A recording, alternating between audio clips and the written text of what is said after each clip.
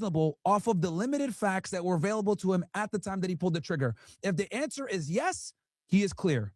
And I'll tell you guys this right now, he's more than likely going to go ahead and get cleared on this thing. Who's that keeps putting a thumbs down? Yo, Avi, where are you from, bro?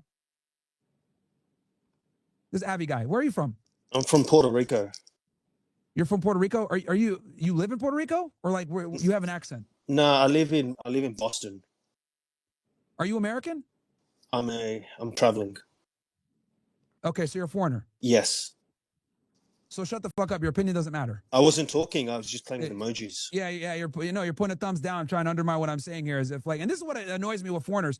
Like, you guys have no clue what the Second Amendment is. How, when you're justified in using force, how to defend yourself, any of this stuff. You guys have no clue. You guys, live in your countries where you guys don't have weapons, and you're like, oh my God, American cop shoots an innocent woman. Number one, she's not innocent. Number two, she was impeding them. Number three, she was breaking the law. She tried to fucking run him over by a car, and she got shot in the process. I appreciate it.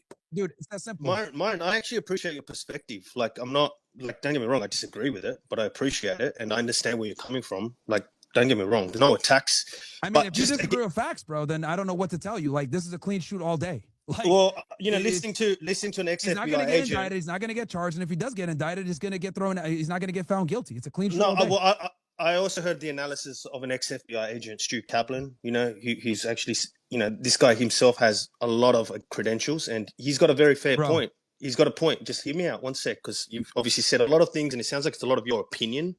But he made a statement, and I've said this over in this space again, and I'm going to ask you this question. The courts, including Supreme Court, have recognized that officers must plan for the possibility of flight rather than positioning themselves in a way that turns flight into a deadly force scenario. And the question I have for you was, did it look like he was actually considering flight at any point when the escalation occurred? Yeah, but what are you quoting? Yeah, dude, he literally moved out of the way and still got hit. No, he didn't. He didn't. He moved his gun up first. He moved his gun up first before he even considered moving to the side, which he could have just easily done. So, okay. So this is why oh my God. If he pulls out his gun, right? Calm down. Not too aggressive. As people, no, it's not. No, because you're stupid, and I hate talking to stupid people, but it's fine. We'll have this discussion, right? If you pull up, bro, shut the fuck up, okay? You can gasp anytime someone calls your name at Starbucks as you get your latte and you're over here trying to tell me use force, okay? So anyway, back to what I was saying. If he pulls out his gun, right, as the other guy's giving her lawful commands, and she still hits the gas, what does that imply? That implies that she's not abiding by the law, is what it implies. Okay, so he puts the gun out, and they're giving her lawful commands to get out, and she's not doing it, and she guns the car. And what does that imply, my friend? No, he put his gun out, right, before she moved forward. He put his gun out before she moved forward. That's part of the video evidence. So he did an unlawful act. Before he was threatened, he did an unlawful act. Pulling out your gun is unlawful? What was the threat at the time? She was in a car, and he was in front of her. And well, he shouldn't be in front of her. The policy says you got to move out of the way, and the policy also suggests that you should look to move in flight as opposed to look at shooting someone if the situation occurs. Again, policy doesn't dictate law. Policy is almost always more restrictive than law. Okay, so here's the thing: he pulls out his gun. Okay, that's a very subjective situation. Every cop is going to pull out a gun at different levels of use of force. That's not really for us to decide. But if he pulls out his gun and they're giving her lawful commands to get out the car and she guns it towards him, what does that imply, bro? Like, you're proving my point for me. Like, your logic doesn't even hold. If they're giving her lawful commands and she still guns the car toward him as he has his gun out, what does that imply? First of all, he's trying to hurt him. First of all, he shot her. First of all, it's your opinion that the gun went at him. That's your opinion. That's not a fact, all right? We'll wait for the court hearing. What's my opinion? Your opinion is that she was trying to gun at him. That's your opinion. You're trying to shape this as fact. She hit him. Well, that doesn't mean she tried to hit him. That doesn't mean she tried to hit him. That doesn't actually confirm that she actually, in her mind, her intention was to directly hit this individual. But does that matter? So does that matter? Like, for example, and this is why, Suleiman, this is the issue here, right? Because this is why you can't, like, these Monday morning quarterback guys are 50 IQ. Because bro, what? Logic, are you saying? Hold on. Are you saying? Abby, one second, bro. Please go ahead, man. Like, see, here's the thing. Because notice how he's putting all the onus on the ICE officer when the ICE officer was lawfully there. He was documenting the situation. They gave her lawful commands. She didn't obey those lawful commands. And then she came at him, and now they're saying, oh, well, it's your fault because you didn't get out the way. Hey, bro, law enforcement is a dangerous job. All you could do a lot of the times, police officers and law enforcement have to react to whatever force is coming at them. And he reacted in a way that is justified in this situation. So for you to sit there and be like, oh, well, you know, he should have ran out the way, blah, blah, blah. Okay, so what? Next, we're going to say, well, you know, he pulled out the knife, dude. Like, just get out of the way of knife. Oh, he pulled out the gun. There wasn't a knife there, Myron. Oh, there wasn't a knife. There was a gun. I mean, there's a car. Logic. I'm using your own knowledge. Yes, the car is a deadly weapon, bro. Like, you're over here sitting saying, oh, we'll just move out the way. Dude, by that logic, then just move out the way when they pull out their gun. Just move out the way when they pull out their knife. Like, you have zero idea of tactics, use of force. You probably have never been in law enforcement, military, whatever. So you're speaking from a very, how do I say this? You're speaking from a position where, quite frankly, with all due respect, you don't know what the fuck you're talking about. That's a few questions for you. Okay, Avi, let me ask some questions because I want to like weed out the different positions just for the audience so they can hear all the different perspectives. Suleiman, I did pull up the policy, by the way. Manko, 1 second, I'm speaking. And she was coming right for him. If you look at the video, like, you can clearly see that she comes at him. He just gets out the way and still Myron, gets hit. so Myron, just on that, actually, do you believe, because from my understanding, it's not relevant, but do you believe that she intended to hit him, or do you believe that she didn't, but that's irrelevant? It's irrelevant. What matters is a reasonable person could believe that she was trying to hit him. Okay. That's all that matters. Would a reasonable person, based in his situation, where a lawful command is given and she decides not to follow that lawful command and guns it towards them, whether she was trying to hit him or not is completely irrelevant. Like, the question is, did he act reasonable given what was happening at the time? And most people would say, yeah, if I gave this guy AV the gun and he was in the same situation, he would have shot even more probably. So another thing that just 1 second. Another thing that one legal expert, again, some of these legal experts are like right wingers, but they were actually going after the Biden administration, but they just disagree on this issue. There's two key contentions. A couple of them said, one of them, you know, they had a back and forth with JD Vance, but the other said that if it was his client, that the first shot you can basically maybe get him like a plea deal or maybe get him off, but the second and third shot showed his kind of a psyche, and then he swore afterwards. And then, you know, you mentioned about the I mean, they didn't mention this, I'm just adding this extra bit, which is that, do you remember the guy you mentioned, the other guy that dragged him? Well, in that incident, he actually smashed the window and put his hand in, and then that's when he got dragged. So I guess psychologically, maybe he wasn't in the best frame of mind from the PTSD, and therefore he overreacted in the situation, and that's why you saw the second and third shot. And then and so what's your thoughts on the second and third shot? Okay, when law enforcement shoots their gun, right, it's to stop the threat. Translation, that motherfucker. That's real. They don't want to say that, but that's really what it comes down to, is to stop the threat. A lot of the times it's going to come from them being gone, right? And I know that sounds awful to hear it that way, but there's a reason why they teach you to shoot center mass and to stop the threat. So that's what he's trained to do, to stop the threat. And that's what happened. And when he got dragged the last time, during that thing, what they were actually doing was they were trying to effectuate an immigration arrest. The guy was a convicted sex offender. He had like raped a kid or whatever.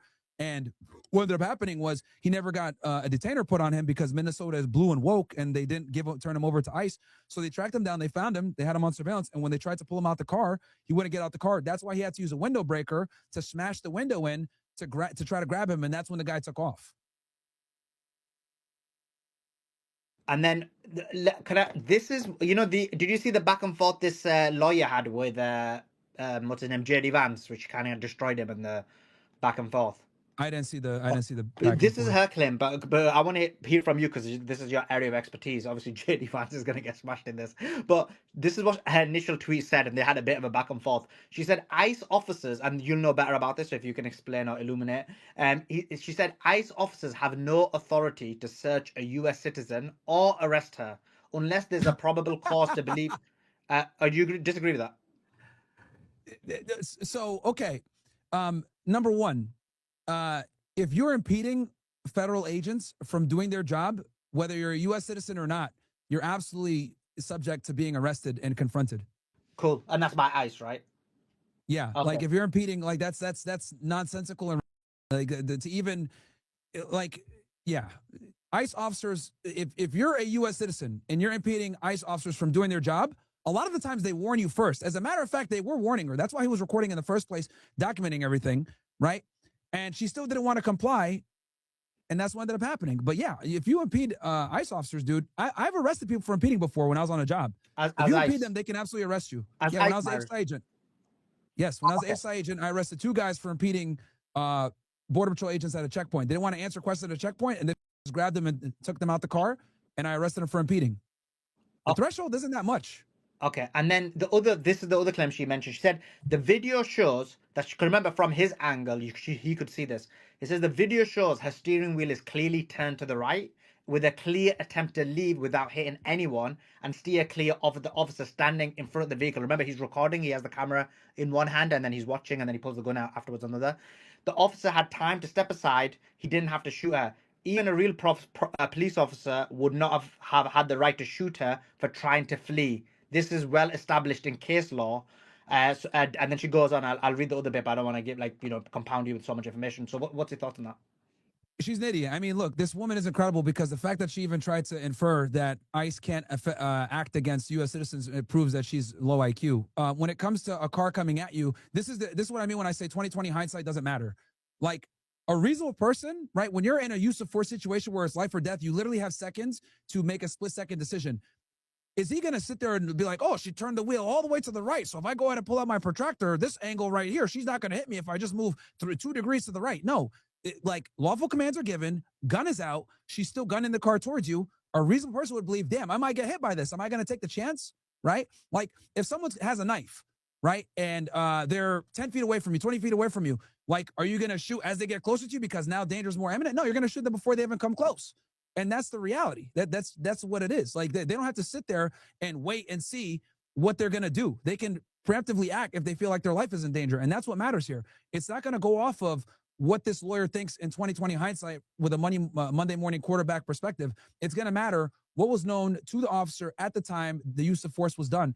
And there's a very strong argument that it was done in a reasonable fashion, given the facts and circumstances that were apparent to him at the time that the use of force was done.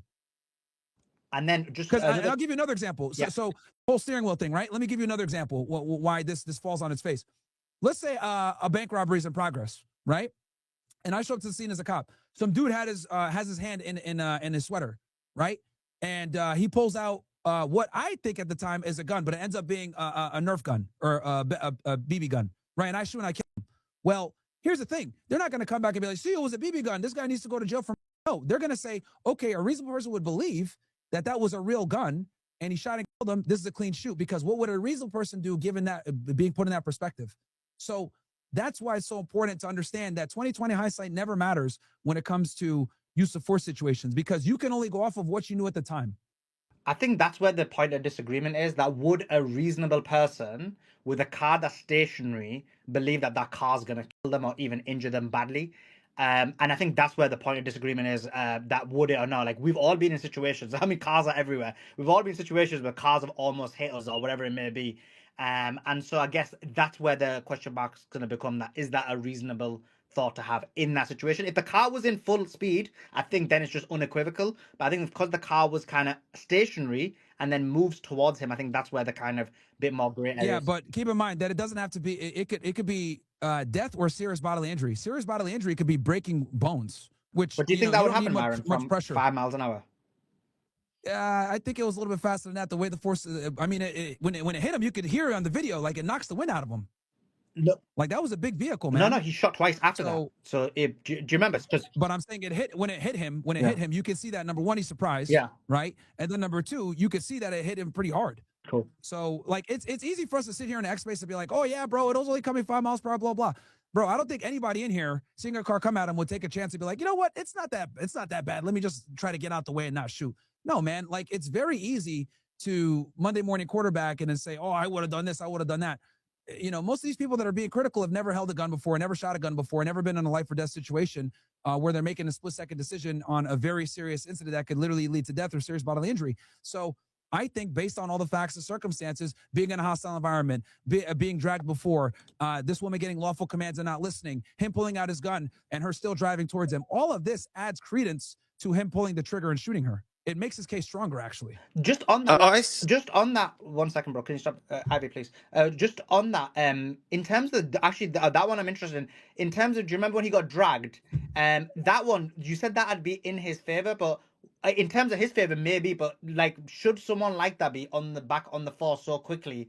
If he basically, I believe he smashed the window in and then he put his hands in and then the guy drives off. So quite aggressive individual it seems. But that being said, the guy drives off and then he gets injured a lot. Like him having that kind of psychological damage. You're saying that would be in his benefit because he said, "Look, this happened to me previously." But should he even have been on the force if he had that kind of major incident happen to him? Yeah, because he was acting in a lawful manner. We're talking about a pedophile that was getting arrested. He sped off with the guy. He wasn't complying with commands. He had to smash the window and grab him, and the guy drove off with him. And that's kind of the inherent risk when you go in law enforcement, man. Like that's. Oh no, that I meant the job, PTSD, right? Myron. The kind of impact from that, like the psychological impact of like being dragged. No, because he's doing his job. Like I mean, this is just what happens. Like everyone is going to get into a use of force situation in their career, at some point. So no, I mean, I don't think that disqualifies him from being able to be involved in enforcement operations. This is just the job. The job is inherently dangerous and you are going to deal with it. I mean, this is why they give you tools and they give you training.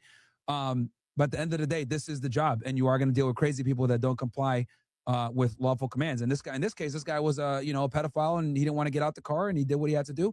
And he ended up getting arrested later on for impeding an officer and he actually got convicted. So the courts agree with me on that. So one other question for you, Myron, and I think this is like a big one, is do you think, I know that they normally do investigations irrespective of the situation, but do you think there should be like some kind of independent, transparent investigation what everyone can see? And the reason I'm asking that is because if there's no investigation or he's not charged, 50% of the country, if not actually more than 50%, I think the majority of people are holding this opinion because a lot of right wingers have been up here and they kind of feel like it wasn't right. So I'd say the majority of the country will feel like this is the government once again kind of hiding the truth or trying to basically save their own people or whatever it may be. And so they're going to see this as being oppressive.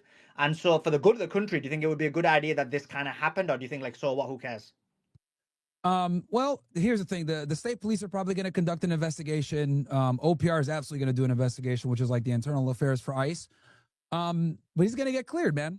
He's going to get cleared. I don't see, they might convene a grand jury for the state level to potentially indict, but I just don't see, him getting charged. And if he does, I just don't see this sticking because given all the facts and circumstances, with everything going on, because remember, you got to look at the totality of the circumstances. You can't just look at, just the isolated, facts of just this case. You got to look at everything. The animosity towards ICE, the rise in violent attacks on ICE officials, how they gave her lawful commands to get out the car, she didn't. How he pulled his gun out and she still didn't comply.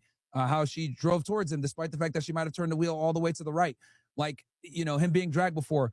All of these factors are going to come into his decision to use force, and he's going to be judged on, was it reasonable given all the facts and circumstances that were in his mind or known to him at the time, right? So I just don't think, there's absolutely going to be a state investigation and an internal one, but I'd be shocked if